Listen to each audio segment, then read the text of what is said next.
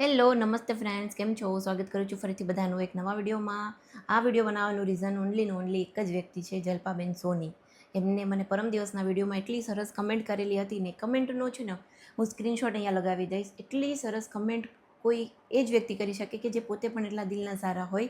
એની comment પછી કાલના વિડીયોમાં પણ એક કમેન્ટ આવેલી હતી કે જો તમે ડૉક્ટર છો તો તમે એઝ અ હોમ મેકર આ લાઈફ શું કામ એને સિલેક્ટ કરી, કેમ કે ઓબ્વિયસલી આજે કોઈ ટીચર છે, કોઈ ઓનલી ગ્રેજ્યુએશન કરેલી પણ વ્યક્તિ હોય જેમને ઘરમાંથી અલાઉ કરતા હોય ને, ઓનલી બીકોમ હોય કે બીએસસી હોય કે બીએ હોય, પણ જો ઘરમાંથી અલાઉ કરતા હોય ને તો હરેક લેડીઝ જોબ કરવા જ માંગતી હોય છે બહારે જઈને. કેમ કે બહારે જે કામ કરીને તમે એક સ્ટેટસ બનાવી શકો ને, એ તમે ઘરના કામોમાં નથી બનાવી શકતા. અને આપણી સોસાયટીની ઇમેજ જ એવી છે કે જે ઘરે કામ કરે છે એમને કોઈ માન સન્માન નથી મળતું. બટ હા, બહાર જઈને 5,000થી ખાલી 10,000 ભલે કમાય, બટ એમની એક જે લેવલ ઓફ સ્ટાન્ડર્ડ હોય ને એ અલગ નજરિયાથી જોવામાં આવતું હોય છે. કાલે કમેન્ટ આવેલી કે જો આ તમે એઝ અ હોમમેકર જે આ સિલેક્ટ કરેલું છે આ ટ્રેક, તો એ શું કામ સિલેક્ટ કર્યું છે એમનો અમને જરૂરથી જણાવજો એક વિડીયો આખો બનાવીને. પછી મેં કીધું કે ચલો આજે તો મારા વિડીયો બનાવવો જ પડશે. સૌથી પહેલાં હું કહું કે મેં BHMS કરેલું છે. હોમિયોપેથી કર્યા પછી મેં સર્ટિફિકેટ કોર્સ ઇન ગાયનેક અને ઓબ્સ્ટ્રેક કર્યું છે, કેમ કે મને ગાયનેકમાં પહેલેથી જ મારો ખૂબ જ ઇન્ટરેસ્ટ હતો. એની આખી જે સ્ટોરી છે હું આગળ કહીશ તમને. અને એના પછી મેં post graduation diploma in hospital management કરેલું છે, કે જે મેં અપોલો હોસ્પિટલમાંથી કરેલું છે. સો આ હતું મારું એજ્યુકેશન. પછી વાત આવી કે ગાયનેકમાં મારા ઇન્ટરેસ્ટની. ફર્સ્ટ યરમાં હું હતી, મારી હોસ્ટેલમાં મારા જે રૂમમેટ હતા ને એ દીદી હતા, એ ઇન્ટર્નશીપમાં હતા. એટલે એ એક હોસ્પિટલમાં જતા, ગાયનેક હોસ્પિટલમાં રાજકોટ, અને ઘરે આવી અને એ નાઇટમાં જતા. પછી હોસ્ટેલમાં રૂમમાં આવી અને બધી એની ત્યાંની બધી વાત કરતા હોય કે ડિલિવરીમાં આમ કરીએ, આવું થાય, આમ થાય. તો મને છે ને બહુ ઇન્ટરેસ્ટિંગ લાગતું, એટલે હું એમને બધું પૂછતી. મારા ઇન્ટરેસ્ટ જોઈ અને એમને એવું થયું કે તું એવું હોય ને તો સેટરડે સન્ડેમાં અને એમ તું મારી સાથે હોસ્પિટલ આવતી જા, કે તને જો ગમતું હોય જોવું તો તું જો. એમની સાથે 1-2 દિવસ ગઈ એટલે મને છે ને બહુ જ ઇન્ટરેસ્ટ આવ્યો. ત્યારે મારું ફર્સ્ટ યર જ હતું, એટલે મેં ગાયનેકની થિયરી છે, ઓબ્સ્ટ્રેક કે જેમાં ડિલિવરીનો જે પાર્ટ આવતો હોય આખો, એમની થિયરી મેં કંઈ ભણેલી નહોતી. લેમેન ભાષામાં આપણે સમજી શકીએ ને કે જે આયા લોકો અને દાયાણોનો હોય કે જે કઈ રીતે કામ કરતી હોય, એવી રીતે મેં આખી જ પ્રેક્ટિકલ છે ને એ મેં સમજ્યું. તો મને છે ને ઇન્ટરેસ્ટ આવવા માંડ્યો ગાયનેક સબ્જેક્ટમાં. ડિલિવરી મને જોવા મળતા, પછી મને સ્ટીચ લેવા દેતા, નોર્મલ ડિલિવરી કેવી રીતે થાય છે, બાળકના ધબકારા, એક નવી લાઈફ કઈ રીતના આવે છે ને, એ આખો જ મારા માટે છે ને એ સબ્જેક્ટ જ આખો ઇન્ટરેસ્ટિંગ થઈ ગયો. અને હું કન્ટિન્યુ પછી મેં 2 યર્સ હોસ્પિટલમાં જવાનું નાઇટમાં ચાલુ રાખ્યું.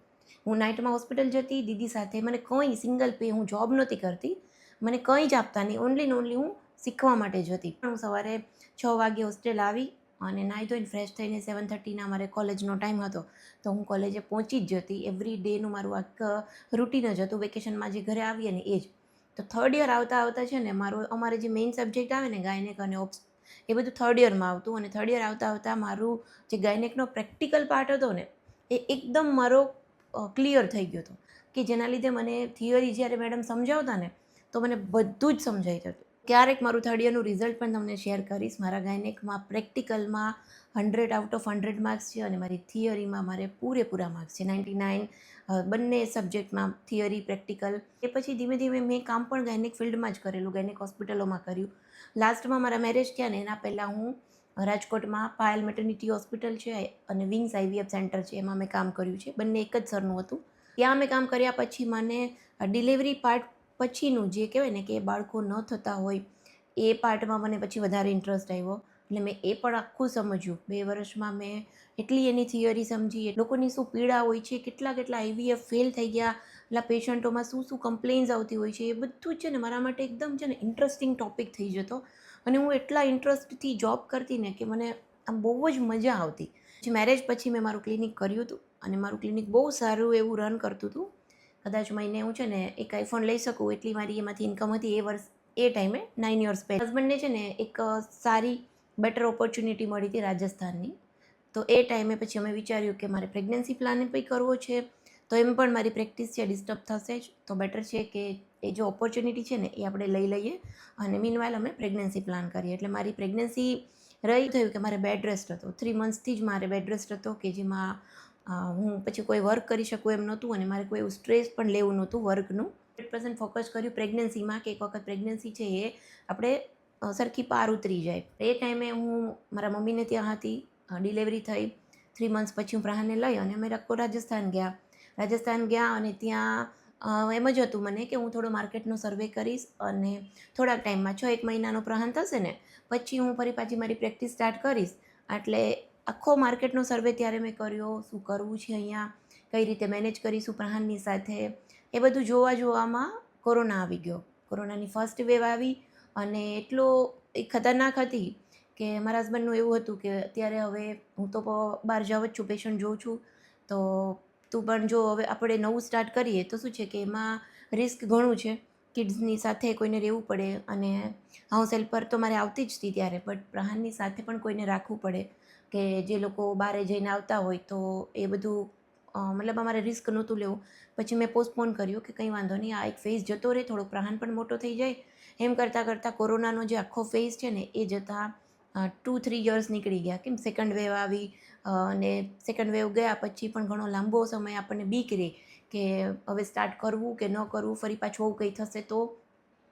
અને એ સમયમાં પ્રહાન છે ને 100% મારા ઉપર ડિપેન્ડન્ટ થઈ ગયો, કેમ કે મારા હસબન્ડનું કામ એવું હતું કે જો હું બહારે કામ કરવા જાઉં ને તો પણ મારા હસબન્ડ છે એ મને ઘરમાં એટલી હેલ્પફુલ થઈ શકે એમ જ નહોતા. નહીં તો જનરલી એવું હોય ને કે હસબન્ડ વાઈફ બંને બહાર કામ કરતા હોય ને તો હસબન્ડ પણ ઘરમાં એટલું ધ્યાન આપતા હોય કેમ કે વાઈફ પણ કામ કરતી હોય એટલે. બટ મારા હસબન્ડનું પ્રોફેશન એવું છે અને મેઇન જે અર્નિંગ છે એ મારા હસબન્ડ સાઈડથી છે. મારું જે બધું હતું ને એ એક ટાઈમપાસ જેવું હતું કે કરવું છે અને પ્રહાન બી છે. ટૂંકમાં મારી ઉપર એક રિસ્પોન્સિબિલિટીઝ પ્રહાનની ઘણી મોટી હતી. એટલે મારો ક્યારેય એવો વિચાર નહોતો કે હું ઇન્ડિપેન્ડન્ટ થઈ જાઉં અને મારા હસબન્ડની ઉપર ફોર્સ કરું કે ભાઈ ના તમે પણ ઘરમાં થોડું ધ્યાન દો એવી રીતે. કરતાં અમે લોકો પાછા ગુજરાત આવી ગયા, પોરબંદરમાં અમે આવ્યા અને અહીંયા આવ્યા પછી પણ મને થોડું એમ હતું કે હવે તો પ્રહાન નર્સરીમાં જાય છે ને તો હું થોડો સર્વે કરું. મેં સર્વે પણ કર્યો, બટ ઘણું વિચાર્યા પછી મને એમ થયું કે હું જો 3 કલાક સવારે જાઉં જ્યારે પ્રહાન સ્કૂલે જાય છે એ ટાઈમે, તો એ મારી જે પ્રેક્ટિસ છે 3 અવર્સની એ ઇનફ નથી. એનું જેમ એજ્યુકેશન સ્ટાર્ટ થયું, નર્સરી તો નીકળી ગયું પણ પછી આવ્યું એનું એલકેજી આવ્યું, યુકેજી આવ્યું. મને અને મારા હસબન્ડને બંનેની પર્સનલી અમારી ઈચ્છા એવી જ હતી કે અમારા બાળકને આપણે ભણેલા છીએ તો એટલીસ્ટ જ્યાં સુધી આપણે સમજી શકીએ ને એનું એજ્યુકેશન ત્યાં સુધી આપણે જ એને સ્ટડી કરાવીએ. મને એવા વિચાર પણ આવતા કે જો હું ક્લિનિકે જઈશ તો પાછળથી પ્રહાન શું કરશે, એનું કઈ રીતે મેનેજ કરશું. એને ક્યાંક છે ને મને પણ એવું થયું કે મારી પાસે કેટલો ટાઈમ છે, મારી પાસે ઓનલી 15 યર્સ છે પ્રહાનની સાથે રહેવા માટે. પછી એ મોટો થઈ જશે, એજ્યુકેશન માટે એ આગળ જશે, પછી મતલબ આગળ શું કરશે, એજ્યુકેશન તો એને આપવાનું છે અને હરેક એજ્યુકેશનમાં એ કોઈ કન્ટ્રીમાં કરે, કન્ટ્રીની બહાર જાય તો આપણે બધી એની સાથે નથી જઈ શકવાના. તો અત્યારે જે એની સાથેનો જે મારો ટાઈમ છે ને, મારા હસબન્ડનું તો બિઝી શેડ્યુલ છે આખું, એને એટલો ટાઈમ નહીં આપી શકે, તો બેટર છે કે હું એની સાથે ફૂલ ટાઈમ રહું. કેમ કે મોટા ભાગના જે ડૉક્ટર પેરેન્ટ્સ હોય ને એમનામાં મેં એવું જોયેલું છે કે હસબન્ડ વાઈફ બંને બહાર કામ કરતા હોય, નાઇટ્સ કરતા હોય અને એના છોકરાઓ છે એ એમના ટાઈમ માટે બહુ જ આમ પેલું એમને થતું હોય કે પેરેન્ટ્સ છે આપણને ટાઈમ નથી આપી શકતા. કે પેરેન્ટ્સ છે ને એ 100% બાળકને ટાઈમ ન આપી શકે ને ત્યારે કાં પછી એમની પાસે કોઈ સિબલિંગ હોવું જોઈએ અને કાં કોઈ પેરેન્ટ્સે રહેવું જોઈએ. અમારો સેકન્ડ પ્રેગ્નન્સીનો એવો કોઈ પ્લાન નહોતો. પછી મેં કીધું કે હું પ્રહાન સાથે રહીશ અને આપણે જે સાથે મળી, તમે બહારના કામ કરો, હું ઘર મેનેજ કરીશ અને હું છે ને પ્રહાનની સાથે 100% રહી અને એનું જે એજ્યુકેશન જે છે જ્યાં સુધી મને એને સમજાવતા ફાવશે ત્યાં સુધી 100% આપણે એવી રીતે આપણી જે ડ્યુટીઝ છે એ ડિવાઈડ કરી લઈએ. અને બસ એ મારું મેઇન રીઝન હતું કે મારે કંઈ નહોતું કરવું, ક્લિનિક નહોતું કરવું અને મારી કોઈ અર્નિંગ મતલબ મને એવું નહોતું કે હું ઇન્ડિપેન્ડન્ટ થાઉં. કેમ કે મારા હસબન્ડનો મને એ રીતનો બોલ સપોર્ટ છે કે હું બહાર કામ નથી કરતી તો મને એવું લાગતું નથી કે ભાઈ હું બહાર નથી કામ કરતી તો મારે કોઈ વસ્તુમાં કોમ્પ્રોમાઇઝ કરવો પડે છે. તો પછી આપણે શું કામ એને મતલબ બહારે કામ કરી ઘરનું પણ સાચવવાનું, કિડ્સનું પણ સાચવવાનું અને એ લોડમાં તમે બધા જ કામ, કોઈ કામ અમને પરફેક્ટલી ન કરી શકો. મને છે ને શીખવાનો બહુ જ શોખ છે, હરેક નવી વસ્તુઓ શીખવાનો કે કોઈ પણ વસ્તુ હોય હું શીખીને પાર કરું ને ત્યારે જ મને શાંતિ થાય. કોરોનાનો જે મારો ટાઈમ હતો ને એમાં હું ઘરે જ રહેતી હતી તો ત્યારે મેં છે ને સ્ટિચિંગ શીખ્યું. કેમ કે મને કુર્તીનો, કપડાનો મને શોખ છે. મેં લગભગ 1 વર્ષ ખૂબ સ્ટીચ કર્યું. મારા ઘરમાં ઘણા લોકોને કુર્તી સ્ટીચ કરીને દીધી, પછી મેં મારા માટે પણ ઘણી બનાવી. એટલે એ મારો એક જે શોખ હતો એ પૂરો થઈ ગયો.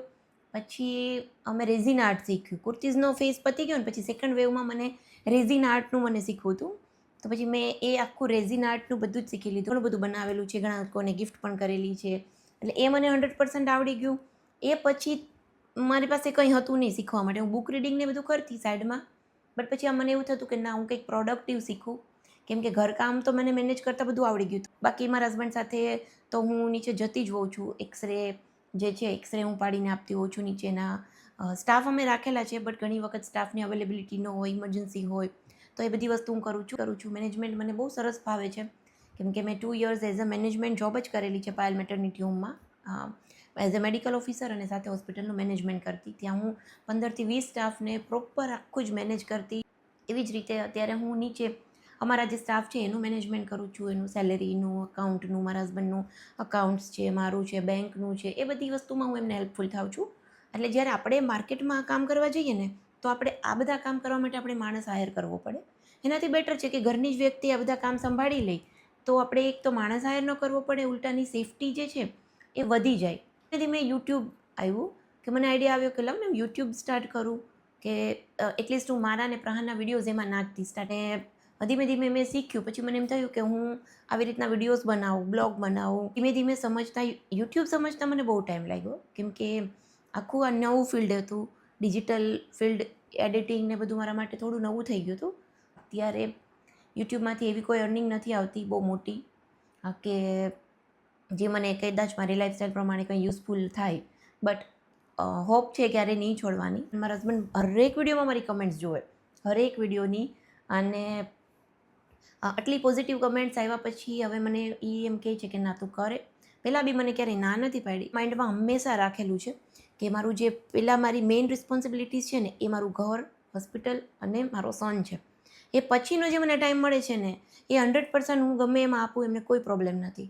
અને હવે એટલી સરસ પોઝિટિવ કમેન્ટ્સ આવે ને, તો એ પણ મને એમ કહે છે કે તું ટ્રાય કર ને, તો તું ડેઈલી વિડીયોઝ નાખી જ શકે એમ છો. મને હજી પણ મને એવું થાય છે કે જેમ જેમ પ્રહાન મોટો થાય છે ને, એમ મને એવું લાગે છે કે પ્રહાનને હજી મારી વધારે જરૂર પડતી જાય છે જેમ મોટો થાય છે એમ. અત્યારે એનું ટ્યુશન હું જ કરાવું છું. કોઈ કોચિંગ ઉપર ટ્રસ્ટ નથી કરતી. હું છે ને હાઉસવાઈફને ખૂબ જ મોટિવેટ કરું કે તમે ઘરે રહી અને કંઈક કરો, ગમે એ કરો. એક હોબી છે ને એ જરૂરથી ડેવલપ કરો, કે એનાથી છે ને લાઈફ જીવવાની બહુ મજા આવશે. નહીંતર એક મોનોટોનસ લાઈફ થઈ જાય, એકનું એક રૂટીન થઈ જાય, કે જેમાં તમને પછી અમુક ટાઈમે બોરિંગ લાગે. અને એના લીધે પછી અનનેસેસરી ઘરમાં ઝઘડાઓ થતા હોય, પ્લસ આપણે ફ્રસ્ટ્રેટ થઈ જતા હોય બસ એકનું એક રોજ ઉઠીને ઘરના કામો કરીને. એટલે હોબી જરૂરથી ડેવલપ કરો. રીડિંગ છે ને એ બહુ જ ઇમ્પોર્ટન્ટ છે. મને પણ ઘણી વખત એવું થાય કે હું બહાર જાઉં. આજે હું દર મહિને 1 લાખનો લોસ કરું છું મારા માટે. પર્સનલી કહું તો હું 1 લાખ નથી કમાતી, એનો લોસ હું પર્સનલી કરું છું, બટ એની સામે હું મારી લાઈફ સારી રીતે જીવી શકું છું. મને કોઈ આમ સ્ટ્રેસ નથી રહેતો. હું મારા સનને ટાઈમ આપી શકું છું. મેઇન હું મારું મધરહુડ એટલું એન્જોય કરું છું ને પ્રહાનની સાથે, કે એની તમે કોઈ કલ્પના નહીં કરી શકો. અને મારા હસબન્ડનો પણ એવી જ પ્રાયોરિટી છે કે ગમે એવું એનું નાનું એવું વેકેશન પણ હોય ને, એને બહારની દુનિયા બતાવવા તું લઈ જા. એ નથી આવી શકતા બધી જગ્યાએ, તો 5 દિવસની રજા પણ હોય ને, તો પણ એમ કહે કે એને તું બહારે લઈ જા, ગમે અલગ અલગ જગ્યાએ, કે જેથી કરીને દુનિયા જોવે. સો કોઈક પેરેન્ટ્સનું ફ્રી રહેવું ખૂબ જરૂરી હોય છે. અને એ એક આપણું શું છે કે મનથી આપણી જે છે ને એ કોમ્પ્રોમાઇઝ હોવું જોઈએ.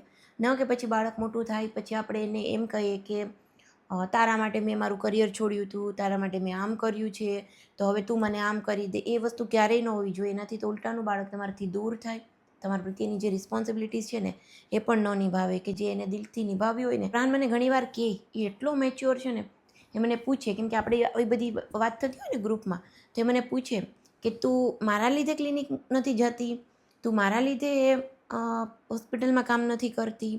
એવી રીતના મને પૂછતો હોય, તો હું એને એક જ વસ્તુ કહું કે ના, હું તારા લીધે નહીં, તારી સાથે રહેવું મને ગમે છે ને, એટલે હું નથી જતી.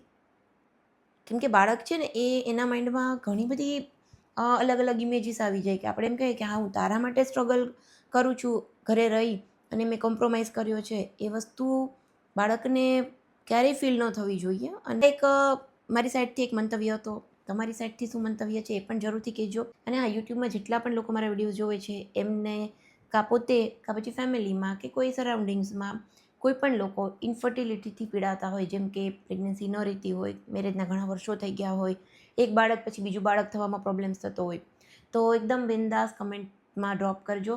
કે મારા ઇન્સ્ટાગ્રામમાં ફોલો કરજો, ત્યાં પણ મને મેસેજ કરજો કે આગળ ફર્ધર જો કોઈને ગાઈડન્સ જોતું હોય ને તો હું જરૂરથી મારાથી બનશે એટલી કોશિશ કરીશ. તો ચાલો આ વિડીયો આપણે અહીંયા જ એન્ડ કરીએ. વિડીયો ગમ્યો હોય તો વિડીયોને લાઇક, શેર, ચેનલને સબસ્ક્રાઈબ જરૂરથી કરજો. જલ્દીથી મળીશું એક નવા વિડીયોમાં. ત્યાં સુધી બાય બાય, આવજો, ટેક કેર.